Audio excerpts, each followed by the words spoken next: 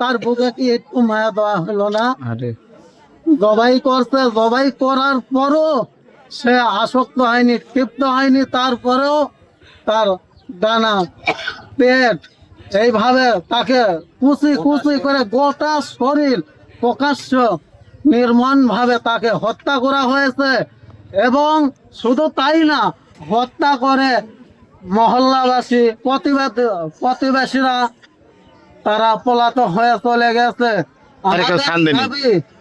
আমাদের দাবি অবশ্যই এই ছেলেটার ফাঁসি চাই। এই আসামি, আমি মিয়ার ভাগ্নি হই, আমরা প্রকাশ্যই ছেলের ফাঁসি চাই।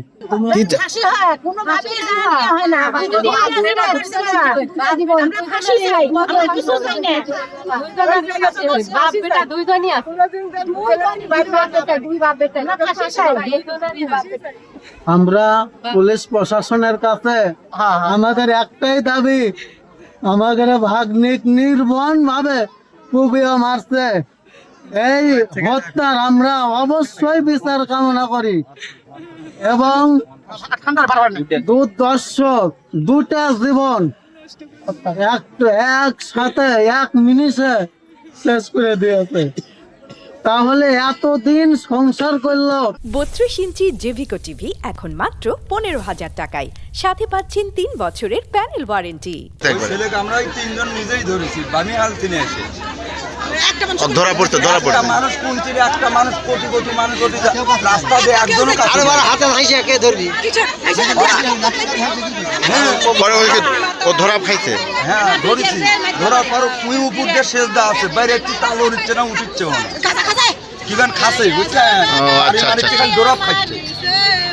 আমি বানিহাল আইসা শুনি, বানিহাল বাজারে যাচ্ছি, আইসা শুনি যে এক মহিলা কোপ দিয়ে জব করছে। আচ্ছা, আমি শুনে দেখি যে আমারই মামা থেকে।